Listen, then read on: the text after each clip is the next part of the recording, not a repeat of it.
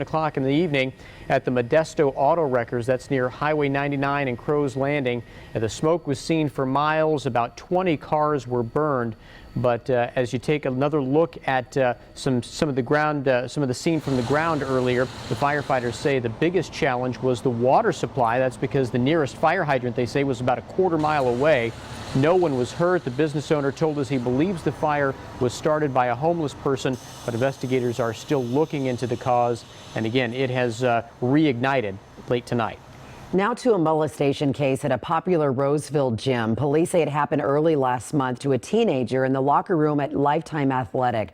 Roseville police arrested 61-year-old Paul Louderyoung, now charged with indecent exposure and molesting that 16-year-old. While police say the teen reported the incident right away and the suspect is not on the Megan's Law registry, there could be more victims. We're always concerned in cases like this that there might be an ongoing pattern of behavior. Lifetime Athletics corporate office issued a statement saying they have cooperated with the investigation and the suspect is no longer a member of the gym. And we have this news tonight out of Flint, Michigan, where the state's attorney general is expected to announce criminal charges tomorrow related to the city's lead-tainted water crisis. According to a report from the Associated Press, 2 state regulators as well as a Flint city employee will be charged with criminal wrongdoing. Those charges include violating the state's drinking water law, official misconduct, destruction of utility property, and evidence tampering. These are the first criminal charges filed in this case. For nearly 18 months, Flint residents used improperly treated water that leached lead from old pipes. Now to Commitment 2016, and Donald Trump and Hillary Clinton both got some big boosts tonight as they won the New York primary. Clinton gets back some of the momentum she had been losing to Bernie Sanders, and Trump's big win means he might now be able to win the Republican nomination without a convention fight. New York. He had to win big in his home state of New York, and Donald Trump did just that. I can think of nowhere that I would rather have this victory. So we love you all. Have a great evening. By getting almost all of the 95 delegates up for grabs, Trump keeps alive his hopes of locking up the nomination before the convention. Look at this, huh? Thanks for fighting for us. John Kasich vows to fight on after his second-place finish in New York, and Ted Cruz is already campaigning in Pennsylvania, where the primary vote is next Tuesday. Bernie Sanders, whose string of primary wins was broken, is furious that 3 million people who might have backed him could not cast ballots today. I would hope that in future primary elections in New York State, the officials there make some fundamental changes about how they do business. But New York was right for Hillary Clinton, a win in a big state after a string of losses and some much-needed momentum. We've won in every region of the country. From the north to the south to the east to the west, but this one's personal. The race for the Democratic nomination is in the home stretch and victory is in sight. But more big primaries are just a week away. And in the biggest of those primaries, Pennsylvania, Maryland, and Connecticut, Hillary Clinton and Donald Trump both polling far ahead of their competitors. We are just 7 weeks away now from California's primary election, and people are still registering to vote. But those who don't want to be identified with a specific political party and want to be classified as independent voters are finding some confusion still. Some may have mistakenly signed up with the conservative American Independent Party. Voters say it's because of the confusing way the registration questionnaire asks for party affiliation. It says here, do you want to disclose a political party preference? Yes, my political party preference is, and then the first thing listed is American Independent Party, because they're in alphabetical order. Or you check here, no, I do not want to disclose a political party preference. So the Secretary of State's office told us today that as of January 5th, nearly 500,000 Californians were registered as members of the American Independent Party. And a recent LA Times investigation found 73% of them mistakenly thought they were declaring independent, as in no party affiliation at all. And we're just 6 days away from the first televised debate between the 5 major candidates for U.S. Senate here in California. At KCRA3, partnering with the San Francisco Chronicle and University of the Pacific, our debate will be broadcast live next Monday, April 25th at 6 p.m. The debate will be held at University of the Pacific in Stockton, and you will also be able to see it live through the KCRA3 mobile app. We'll begin our special live debate coverage on the KCRA3 News at 4 and 5, nightly news at 5:30, then our live debate starts at 6, and that'll all be followed by our post-debate analysis starting at 7:30. So again, join us next Monday with our live coverage starting at 4. Gun owners in California are taking aim at some controversial bills that they say will restrict their Second Amendment rights. Gun rights advocates packed the state capitol to express their concerns today about a package of bills that are now moving through the legislature. One of those bills would make it illegal for gun owners to use a small tool that's called a bullet button, which quickly reloads ammunition magazines. And another bill would prevent Californians from having high-capacity magazines. Testifying at the state capitol today was a mom from Nevada County whose daughter was killed by a deranged gunman in 2011. This bill is very personal to me because Laura was killed by a gunman who had a 30-round magazine. He shot her 4 times at point-blank range, killing her instantly. It doesn't affect criminals at all. They are not affected by any one of these bills that are making their way through the legislature. So far, 8 of the 10 bills have passed key committee votes. Today, one of them was defeated, though. That bill would have required cameras at gun stores. And we're learning new details tonight about 3 firefighters who were demoted after a scandal at the Ione Training Academy and their connection to a former supervisor now convicted in the death of his girlfriend. Today, the state personnel board said CAL FIRE could demote James Michaels, Justin Chaplin, and Frank Schoening. According to the judge, the men were promoted to Academy fire captains after obtaining advanced test information from their supervisor, Orville Fleming, this man here.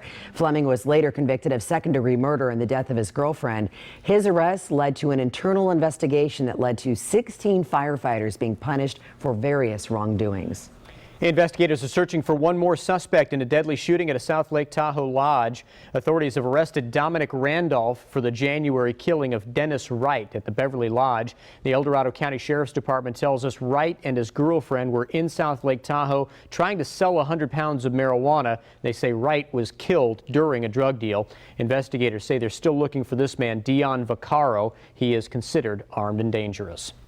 The man who admits to killing his own grandfather in Stockton appeared in San Joaquin County Court today. Richard Robinson is facing 2 murder charges after Stockton police say he killed his 87-year-old grandfather, Kirby Robinson, Thursday, and he's also accused of killing a man at a Denny's parking lot in Sacramento later that same day.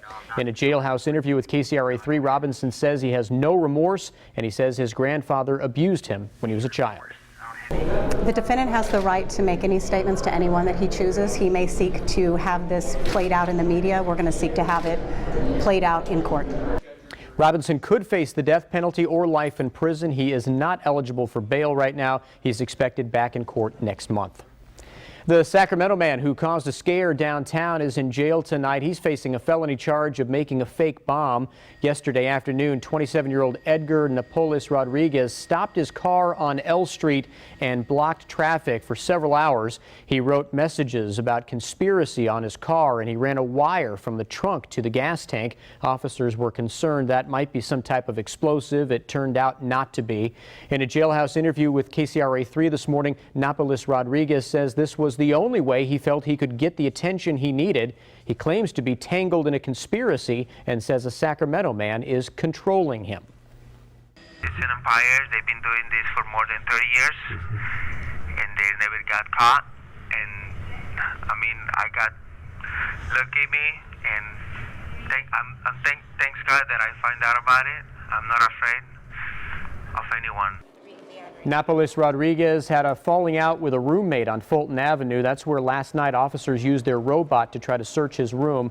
He'll be making a first court appearance at 1:30 tomorrow. Turning now to KCRA3 weather. Another warm night across Northern California as we take a live look at Sacramento from our camera atop the California Fruit Building.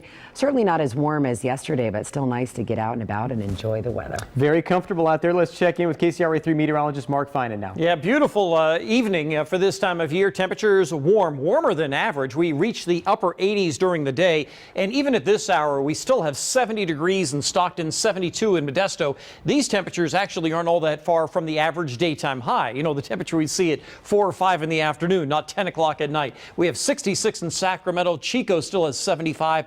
And we're still in the 60s in the foothills. Yes, it is a mild night, and that's going to get us off to a relatively mild start. Right around sunrise, 6:30 tomorrow morning, we'll be in the mid-50s. We'll have a light breeze out of the south, but not enough of a delta breeze to make a big impact on our daytime highs tomorrow, so that by the time we get to the 10 o'clock hour, we'll be in the upper 60s. We'll have clear skies, light winds, no problems for the morning commute tomorrow or getting the kids off to school, but there will be some changes later on this week. I'll have more on that in just a little bit. And coming up next, an oil train fight in Solano County, the decision in Benicia in the last 30 minutes. Plus, tackling a growing problem in our region, the warning tonight from police about a shoulder surfer who they say is stealing PIN numbers from ATM customers, how you can protect your account. And this is developing tonight. In just the last 30 minutes, Kelly, the city of Benicia has reached its latest decision in a battle over oil trains. The shipments to the Valero refinery would affect communities all across Northern California. But in a close 3-2 vote, the Benicia City Council has decided to delay a decision until September. KCRA 3's Vicki Gonzalez explains how the State Attorney General Kamala Harris's office is now stepping into this debate. The city of Benicia has the weight of Northern California on its shoulders in the form of tens of thousands of barrels of crude oil. We'll make every effort to avoid dispatching train during congestion hours, particularly with peak hours. Valero currently operates by water, road, and pipeline in California. Now the oil refinery wants to add rail in the form of 2 50-car trains traveling daily on Union Pacific through heavily trafficked passenger stations in Davis, Sacramento, and Roseville. The passenger trains take priority. An expansion rejected by the Planning Commission in February, creating strong outcry from local officials and residents concerned of the environmental consequences as well as the rare but severe safety risk. UP has sufficient assets to pay for the worst case scenario if it's liable for causing the spill. A letter from Attorney General Kamala Harris's office saying, quote, these rail shipments will have significant and unavoidable impacts on California citizens and environment, referencing the 2013 crude oil derailment in Canada that killed 47 people. The city attorney disagrees with the points that were made by the Attorney General. Valero disagrees. We've been recognized by Cal OSHA for years, so we've got a demonstrated history of safe operation, and we believe we can do the same thing with this rail operation. Benicia has a large financial stake in Valero. The oil refinery says it contributes 20% of the city's general fund revenue, causing the city to take years to decide whether the benefits outweigh the potential consequences to Northern California. Vicki Gonzalez, KCRA 3 News.